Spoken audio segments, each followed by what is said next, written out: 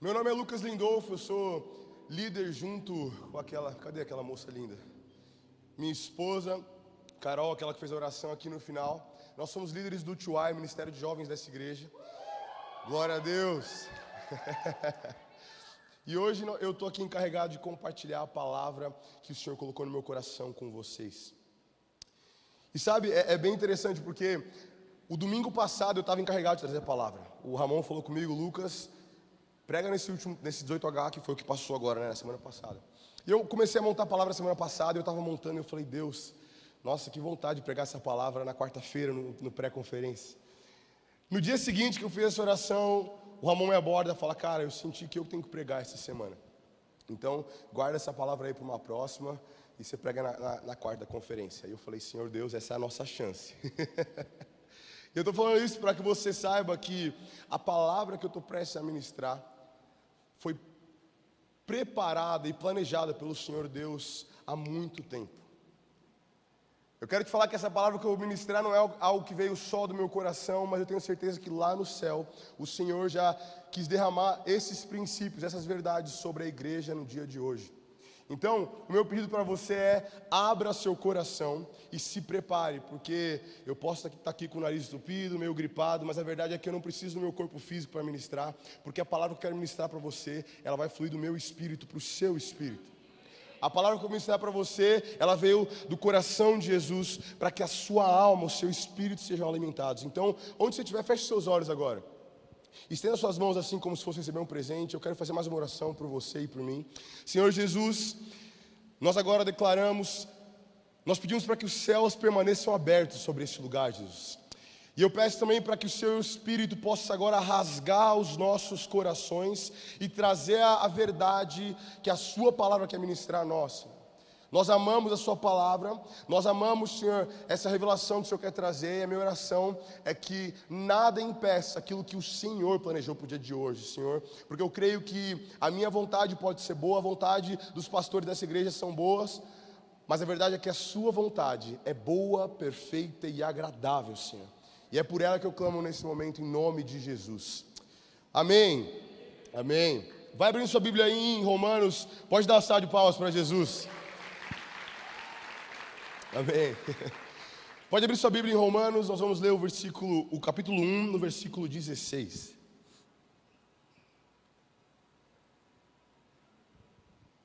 Romanos, nós vamos ler a partir do... Aliás, nós vamos ler somente o versículo 16, do capítulo 1. Da carta de Paulo, a epístola de Paulo aos Romanos. E Paulo diz assim: não me envergonho do Evangelho, porque ele é o poder de Deus para a salvação de todo aquele que crê. Primeiro do judeu, depois do grego. Vou ler mais uma vez. Não me envergonho do Evangelho, porque ele é o poder de Deus para a salvação de todo aquele que crê. Primeiro do judeu, depois do grego.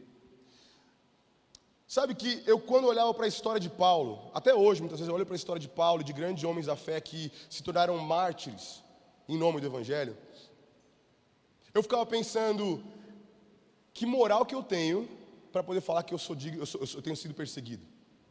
Quantos já sentiram assim, olhando para a história dos grandes mártires da igreja, sabe? Quando eu olho para um texto desse, falando assim, olha, não se envergonhe do Evangelho, a minha resposta natural é, mas como que eu vou me envergonhar?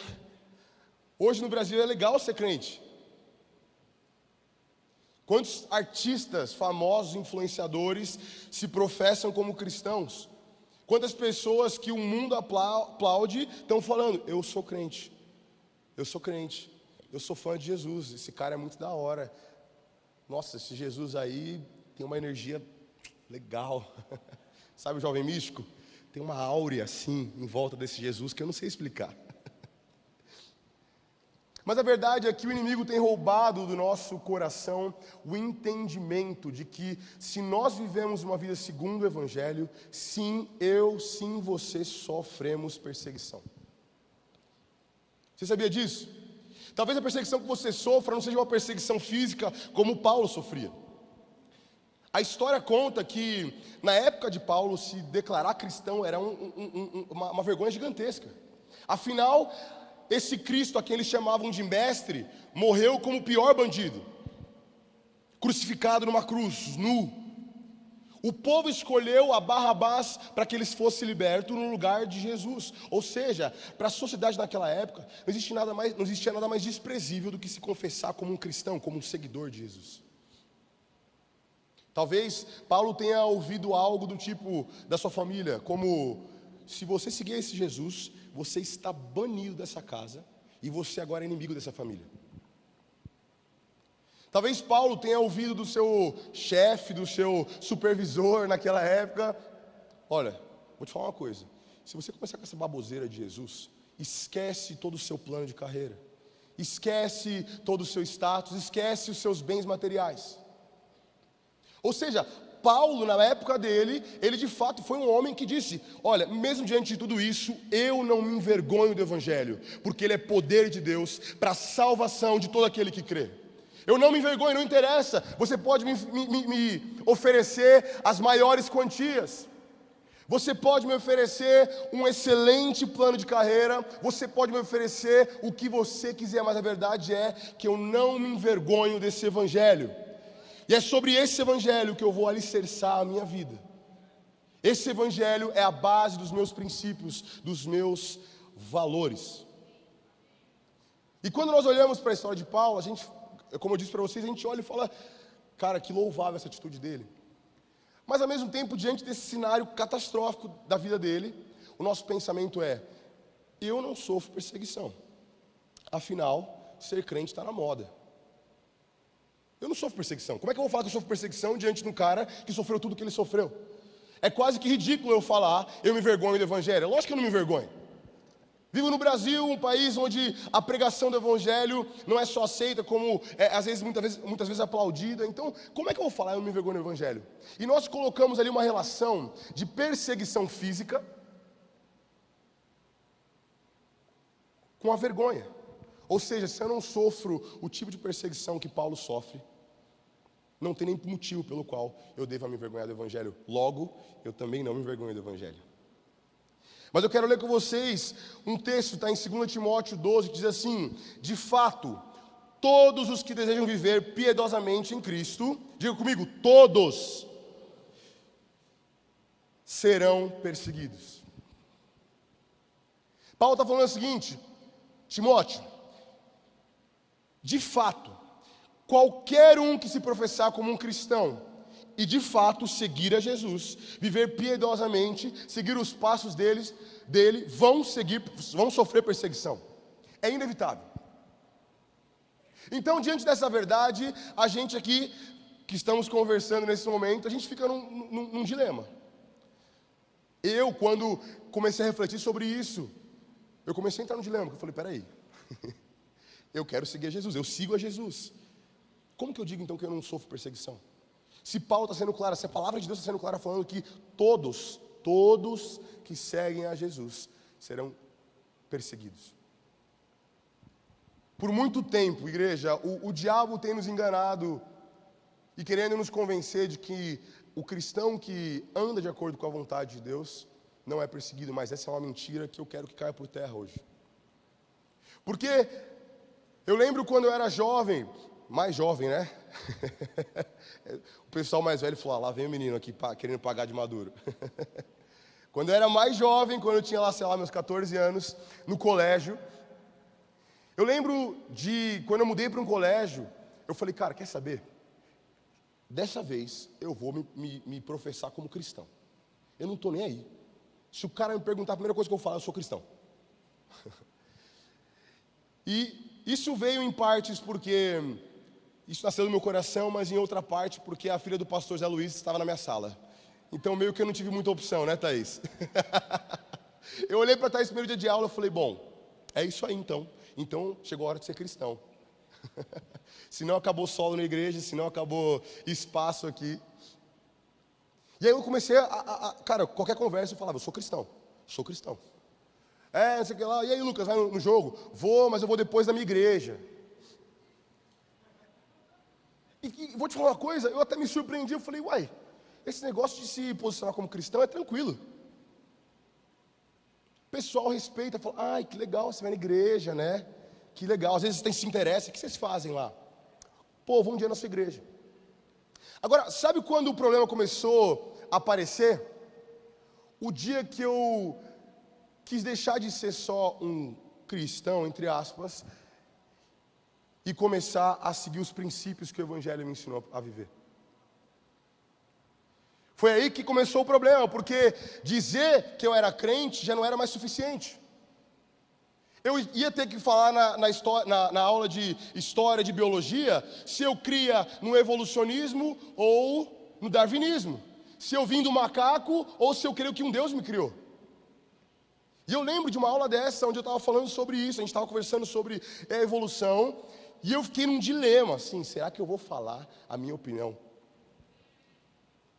E eu lembro que naquele momento eu decidi não falar, e foi quando eu percebi que, na verdade, o Evangelho caminha na contramão do mundo que nós vivemos. E a partir daquele momento foram várias situações, conversas de corredor, um amigo ficando com uma menina ficando com um menino, 3 meninas ficando com um menino, e várias situações assim, que iam contra a minha cosmovisão, a minha fé, os meus princípios, e eu sempre tinha ali a oportunidade de me posicionar ou não. E naquele momento, nessa fase da minha vida, esse texto de Paulo começou a ganhar uma nova profundidade. E a minha reflexão começou a ser: será que eu não me envergonho do Evangelho? E eu quero que você se pergunte isso nessa noite. Nós não vivemos num país perseguido, onde vão bater na sua porta para matar você e a sua família por você se dizer cristão, por enquanto. Como eu disse, é até louvável ser crente, legal ter uma espiritualidade, mas eu quero que você se pergunte de verdade: será que eu me envergonho do Evangelho? Eu quero que você, em primeiro lugar, aprenda um princípio que eu aprendi ao longo de toda essa história. Geralmente, um evangelho sem perseguição é um evangelho em omissão. E eu, de verdade, eu não quero parecer arrogante, eu não estou falando aqui para você começar a caçar perseguição. Lucas, vou sair daqui e vou começar a buscar ser aquele crente chato, intransigente, intolerante, que fica vomitando na cara dos outros os meus princípios, os meus valores. Mas a verdade, meu querido, é que aquele que decide caminhar em direção de Jesus, caminha contra a direção do mundo. Tiago 4,4 diz assim: aquele que constitui-se amigo de Deus, constitui-se inimigo do mundo. E eu lembro que uma vez eu estava lendo esse texto, e eu fui pesquisar, eu quis dar uma de Lamartine, sabe? Que eu acho muito chique, esse negócio de falar no grego, essa palavra significa tal coisa. Eu fui pesquisar, o que significa a palavra amigo? Porque não é possível que Deus... Essa palavra amigo deve simbolizar um nível de relacionamento muito profundo, muito íntimo com Deus. E eu lembro que eu fui pesquisar, e até hoje não sei se foi porque eu não sou Lamartine, ou se de fato é que essa palavra amigo é uma palavra que literalmente quer dizer amigo, colega. Um nível de relacionamento raso. E Tiago está falando assim: meu querido, se você flerta com os princípios do mundo, se você quer ser coleguinha do que acontece no mundo, você constitui-se inimigo de Deus. Igreja, luz e trevas não se misturam. E você foi chamado para ser luz em meio a esse mundo de escuridão, de trevas que nós vivemos. Todos os dias nós estamos inseridos em trevas tão escuras que a menor luz é capaz de iluminar todo o ambiente. E a minha pergunta para você é: será que você tem se envergonhado do Evangelho? Em primeiro lugar, nós entendemos com o que Paulo está dizendo, é que a mensagem que você carrega é digna de orgulho. Falar que você é crente não é suficiente só, meu querido. Nós vivemos em um tempo onde nunca foi tão necessário cristãos se posicionarem, mas ao mesmo tempo, nunca foi tão grande a omissão da igreja. E é muito fácil para mim falar aqui do microfone, e às vezes parece até arrogante, mas eu quero me colocar nessa cadeira com vocês. Porque a minha geração é uma geração que está diariamente lidando com esse dilema.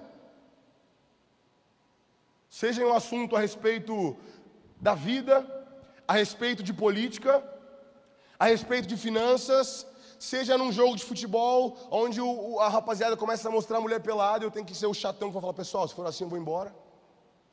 todos os dias, você tem uma oportunidade de ser luz em meio às trevas que esse mundo vive. E o convite do Senhor para você nessa noite é para que você se levante como luz que você é e diga: eu não me envergonho do Evangelho. Eu não me envergonho do Evangelho porque esse Evangelho transformou a minha vida. Esse Evangelho é o poder de Deus para a salvação de todo aquele que crê. Chegou a hora de nós cristãos nos apegarmos à verdade de que os céus e a terra passarão, mas as palavras contidas nesse livro aqui nunca passarão. Nós somos seres regidos por princípios eternos, que vivem num mundo com princípios fluidos. O que é certo hoje, amanhã é errado. O que é errado amanhã é certo hoje e vice-versa. Se você ficou confuso, é assim que eu me sinto todas as vezes que eu entrava na faculdade, quando eu tinha meus 19 anos. Eu não sabia como chamar o colega da minha classe com medo de ofender ele. E eu não estou querendo minimizar a luta de ninguém, mas o fato aqui é que algumas coisas são pilares definidos claramente por Deus. E os princípios desses pilares são eternos e não fluidos como o mundo que nós vivemos. Igreja, a mensagem que você carrega é digna de orgulho. E você sabe por quê? Paulo vai continuar no versículo 6 dizendo assim: porque é poder de Deus. Há poder na mensagem que você carrega. Você sabia disso? A palavra poder aqui no versículo 16 de Romanos 1, lá no original é dínamos, que é a mesma palavra que dá origem à palavra dinamite, explosão, força. E sabe, um tempo na minha vida, eu comecei a refletir, falei: Deus, eu não quero mais viver como se o seu evangelho fosse uma palavra fraca. Quando eu trazia um amigo aqui para a igreja, não sei se aconteceu isso com você, trazia um amigo para a igreja, e ele sentava na cadeira e eu ficava pensando: cara, tomara que pregue alguma coisa que fale sobre o coração dele, de que ele é amado, de que ele é aceito. Aí o pastor subia no palco e falava assim: hoje nós vamos falar sobre o dízimos e ofertas. Aí eu falava, Deus, 365 dias no ano, o senhor vai escolher esse aqui. E é sempre o cara que tem preconceito da igreja que fala: olha, eu vou dar uma chance, mas a igreja só fala de dinheiro. Toda vez, toda vez, Deus, depois ele vai dar para nós qual que é o mistério com isso. E eu comecei a perceber que eu não confiava no poder que havia na palavra. Que qualquer que fosse a palavra, letra, vírgula, ponto que fosse ministrada desse livro aqui, teria o poder de salvar aquela alma. Para mim, o poder do evangelho estava no discurso, na capacidade do pastor de convencer. Para mim, o poder do evangelho estava na mensagem capaz de tocar a nossa alma, de falar que nós seremos vencedores e de que nós seremos prósperos, e tudo isso é verdade, mas a verdade é que a palavra de Deus é poderosa do começo ao fim. Do começo ao fim, da primeira letra até o último ponto final. Não me envergonho do evangelho, porque ele é poder de Deus. O dia que nós entendemos o poder do evangelho, ele será nosso cartão de visita. Sabe o que muitas vezes nós temos vergonha do evangelho? Porque nós não entendemos o poder dele. Para pensar comigo. Em breve vou ser pai, né? E o meu maior esforço dessa palavra foi dar um jeito de falar isso no palco, porque eu quero falar isso toda hora agora. Preciso encaixar ali uma ilustração de que eu vou ser pai. E agora, eu estava esses dias, nem falei para você, meu amor. Esses dias eu estava pensando, como pai que eu já sou, do meu filho e da minha filha. Caramba, que orgulho vai ser falar: meu filho passou em primeiro lugar na faculdade dele. Meu filho finalizou o Micael Galvão no campeonato de jiu-jitsu. Micael Galvão é um faixa preta brabo. Meu filho, eu comecei a pensar, e aqui montando essa palavra, fiquei pensando, cara, o nosso orgulho em relação a algo está ligado ao valor que a gente atribui a isso. Eu não teria orgulho de falar: meu filho foi preso ou minha filha foi presa por agredir uma pessoa. Meu filho ou minha filha foi presa ou preso por ter roubado uma loja, porque não existe valor nisso. Agora, meu querido, se meu filho passar em primeiro lugar na USP, você vai ter que me aguentar durante os próximos 6 anos de faculdade dele.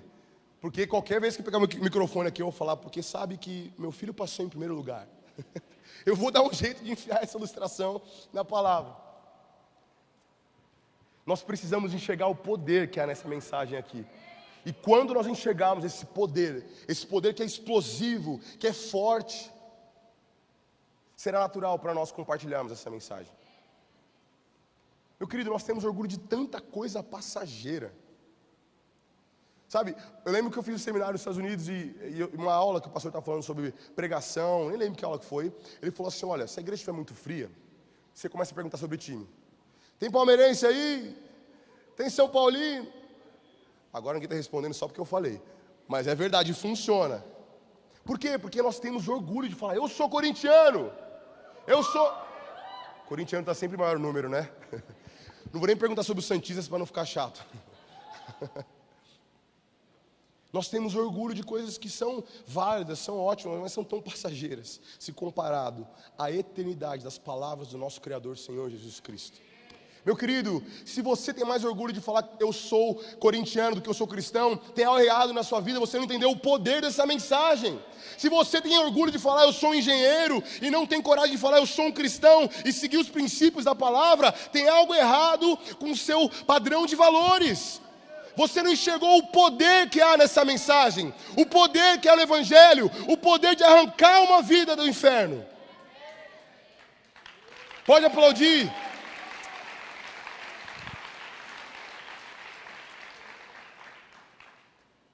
Nós somos tão orgulhosos para tantas coisas, mas aí quando é para o Evangelho nós somos low profile, porque eu não quero ser chato. Não existe nada mais valioso e poderoso do que o Evangelho de Jesus Cristo.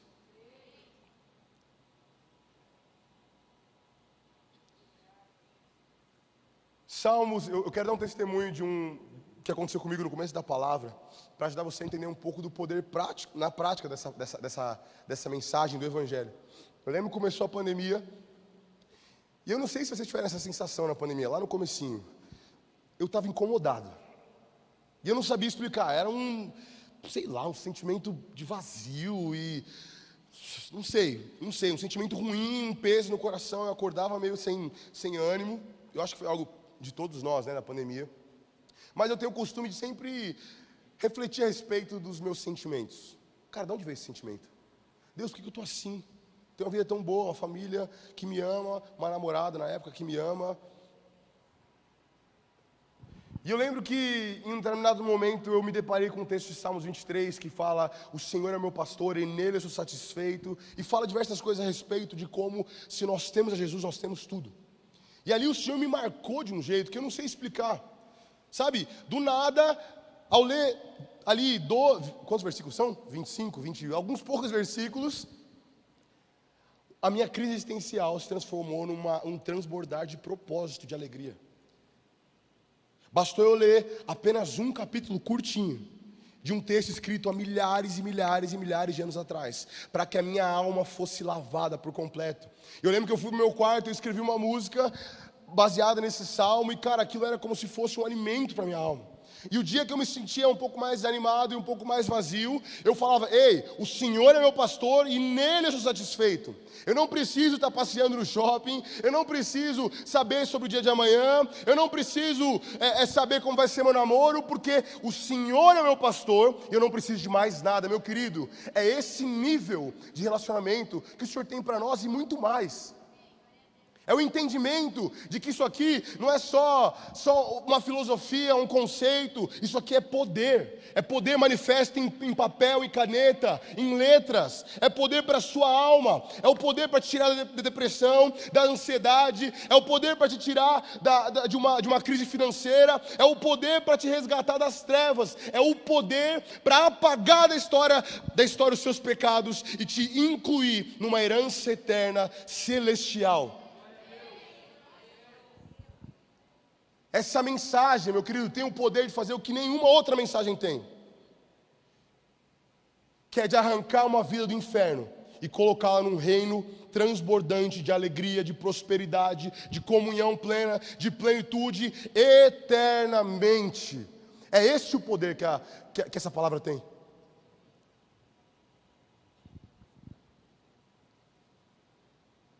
Igreja, Nós precisamos valorizar o presente que a palavra do Senhor é para nós. Tem dias que eu não sei nem como orar diante dos meus sentimentos, diante das situações que não tenho o que fazer. Sabe aquelas situações que não tem resolução? E eu pego ali uma mensagem.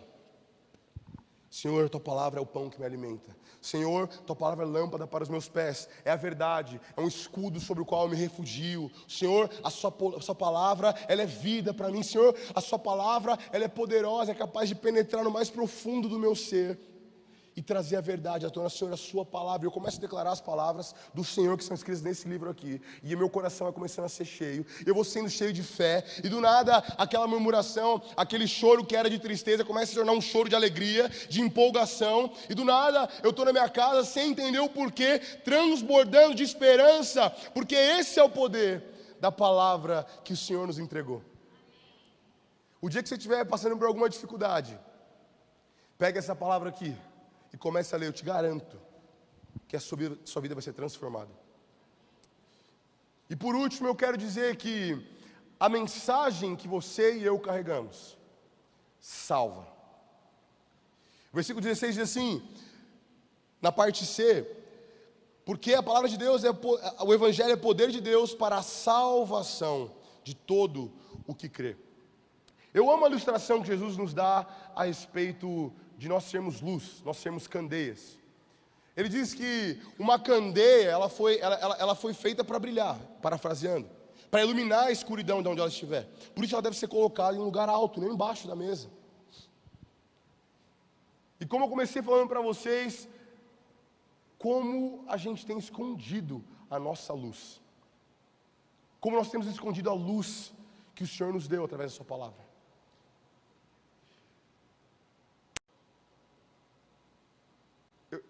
Eu queria que, de fato, nós tivéssemos a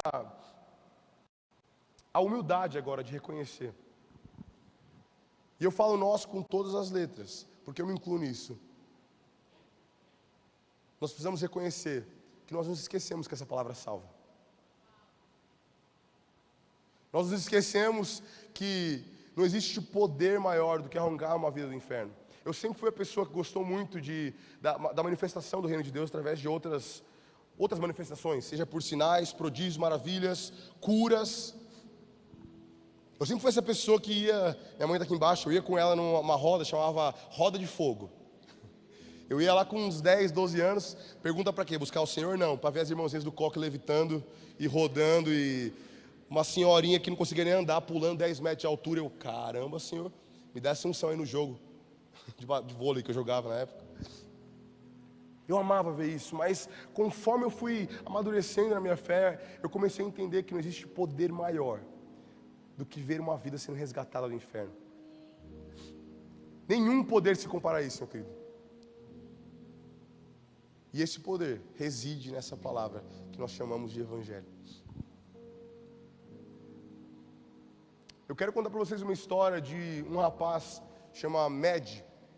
Ele é um jovem que mora num lugar onde o Evangelho é perseguido. E ele se converteu ao cristianismo. E ele escreveu um livro a respeito dessa conversão, relatando como foi o passo a passo esse processo. E ele começa dizendo, ele escreveu um texto, eu quero ler com vocês, mas ele fala a respeito dessa luta que foi para ele, da rejeição da família, da rejeição das pessoas que estavam em volta dele. E eu quero que você leia comigo, na verdade que você ouça, né? O livro diz assim: eu tive de pagar um alto preço por causa da minha conversão. Para algumas pessoas eu era um sujo que negou a religião verdadeira e a vendeu. Para outras, eu havia ficado louco ou sofrido lavagem cerebral. Tudo isso refletia no modo como viam meus pais e meus irmãos. Era uma grande vergonha para eles. Hoje, vivo refugiado em outro país por causa do Evangelho. Não vejo minha família há muitos anos. Perdi 2 irmãs e não conseguia voltar ao meu país. Tive o passaporte cancelado em Marrocos por ter me convertido. Não posso mais voltar por causa da minha fé. Perdi amigos, emprego, casa, bens materiais. E ele conclui dizendo assim: mas ganhei muito mais. Ganhei a Jesus Cristo como Senhor e Salvador da minha vida. Glória a Deus. Será que você pode dar uma salva de palmas?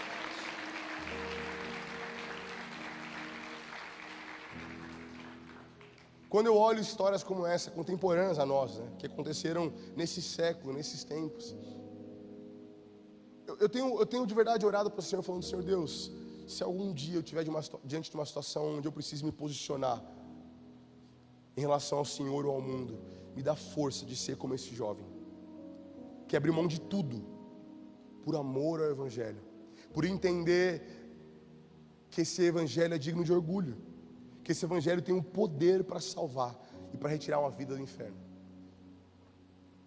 E eu começo a pensar a respeito do que esse Evangelho fez por mim. Eu estava vendo aqui mais cedo o Neto na frente, e eu lembro da história de que ele teve, acho que um AVC, foi isso, e ele chegou à beira da morte, e milagrosamente, pelo poder que há na palavra de Deus, ele foi curado, e hoje ele é pai das meninas, marido da Paola, está aqui hoje tocando na igreja sem nenhuma sequela praticamente. E eu tenho certeza que se eu perguntar para o Neto: Neto, se você tem vergonha do Evangelho, se alguém te perguntasse algum dia, numa situação de vida ou morte, você se envergonha do Evangelho?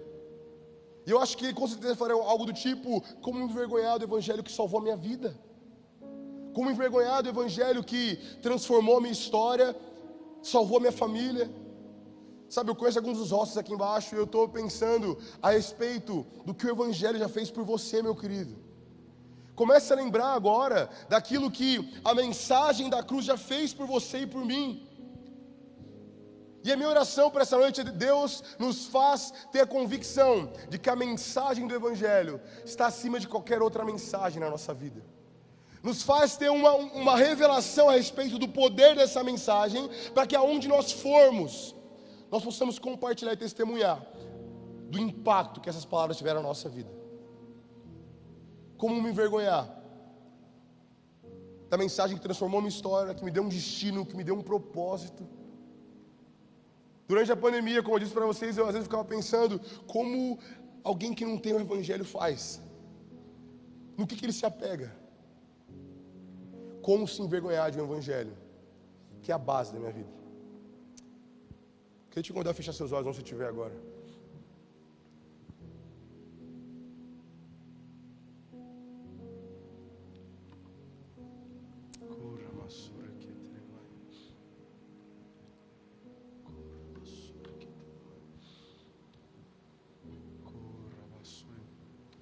Eu queria que você começasse agora a refletir a respeito de qual é o valor desse Evangelho para você. Mesmo que você não seja alguém cristão que entrou aqui sem conhecer a palavra do Senhor, eu quero que você reflita sobre o que é o Evangelho para você. Talvez você nunca tenha ouvido essa mensagem que eu trouxe aqui a respeito de um Jesus que te ama, que morreu na cruz para te salvar. Talvez para você o Evangelho seja aquilo que você ouviu do seu colega intransigente, intolerante.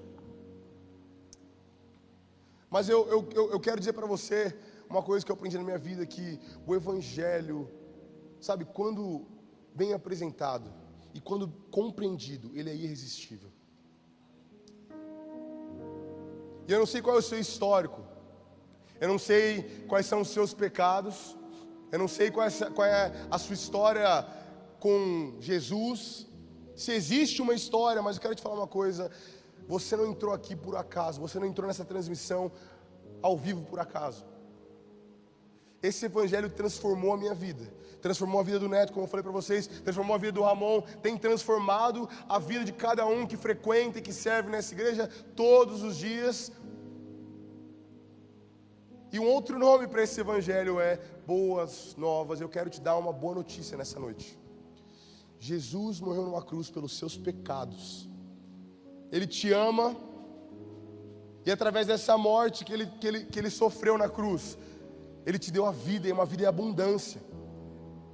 Ele te deu acesso a ilimitadas palavras de plenitude, de abundância, de alegria, de paz. Através desse sacrifício você pode ser inserido numa herança incorruptível. Mas tudo começa com uma decisão. Se você entrou aqui hoje e nunca fez uma oração confessando a Jesus como seu Senhor e Salvador, mas hoje entendeu o valor desse Evangelho, dessa boa notícia, dessa mensagem. Se você entrou aqui hoje e quer dizer: eu quero Jesus como meu Senhor e Salvador, e eu peço para a igreja ficar de olhos fechados, para que ninguém seja exposto. Eu quero que você levante suas mãos, se você quer fazer essa oração hoje, reconhecendo a Jesus como seu Senhor e Salvador. Existe alguém hoje aqui que quer entregar sua vida para Jesus e reconhecê-lo como seu Senhor e Salvador? Glória a Deus pela sua vida, estou te vendo. Glória a Deus. Existe mais alguém que quer dizer, eu quero hoje que Jesus entre na minha vida e mude a minha história, meu querido? Foi a melhor decisão que eu... Glória a Deus pela sua vida. Foi a melhor decisão que eu tomei na minha vida. E até hoje eu vivo uma vida cheia de propósito. Eu acordo pela manhã e eu sei a quem eu pertenço e o que Ele espera de mim. Vou fazer esse pedido pela última vez. Se existe alguém que quer entregar sua vida para Jesus hoje, levante suas mãos no seu lugar. E eu vou orar com você e você vai ver a sua história sendo transformada de uma vez por todas. Glória a Deus. Você que levantou sua mão, você, meu querido, e você, fique de pé no seu lugar, eu quero orar com você. Fique em paz, a igreja está toda de olho fechado, você não vai ser exposto. E eu quero pedir para que você ponha a mão no seu coração e faça a seguinte oração: Senhor Jesus. A igreja faz essa oração junto para que eles não sintam vergonha. Senhor Jesus, eu te aceito como meu Senhor e Salvador. Eu confio no poder do Evangelho e peço para que o Senhor entre na minha vida e faça a sua vontade. Senhor Jesus, eu oro agora por essas vidas e declaro em nome de Jesus que o Senhor possa aplainar os passos desses meus irmãos, Pai. Senhor, que as sementes que foram lançadas hoje encontrem solos férteis, Senhor, que possam criar raízes, que possam frutificar, Senhor Deus. Muito obrigado, porque hoje o céu está em festa, Senhor. Porque vidas que estavam condenadas foram salvas eternamente. Muito obrigado, Jesus. Derrama sobre esses corações alegria, abundância, plenitude, paz e convicção de que existe um Deus no céu que os ama e tem um propósito para a vida deles. Em nome de Jesus. Glória a Deus. Glória a Deus. Deus te abençoe, meus queridos. Glória a Deus.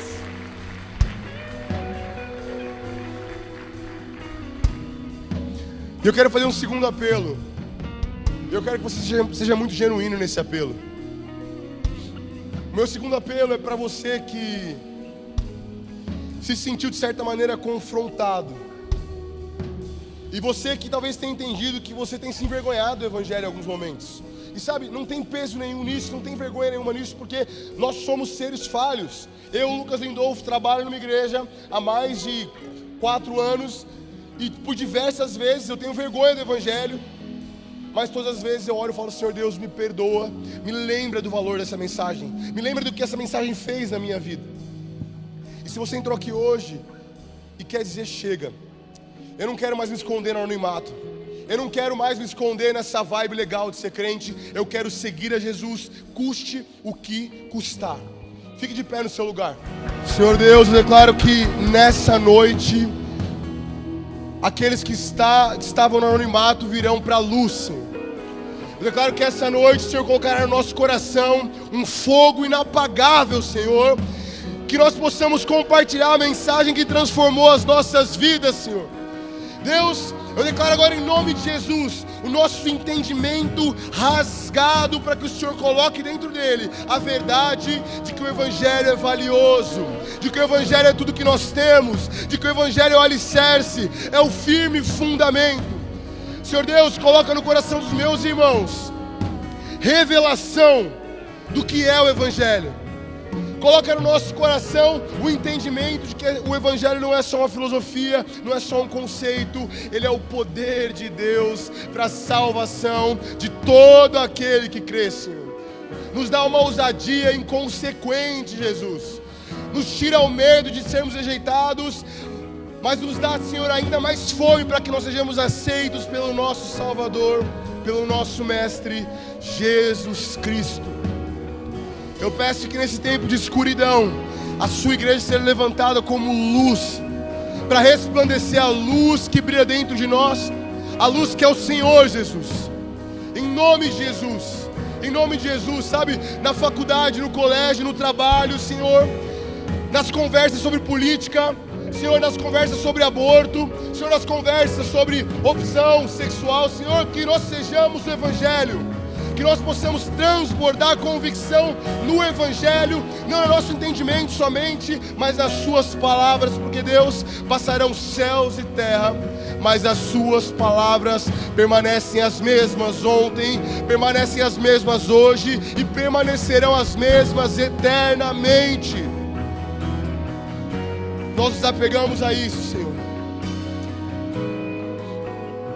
Nós nos apegamos a isso, declaramos em nome de Jesus uma nova estação sobre a igreja brasileira, Senhor.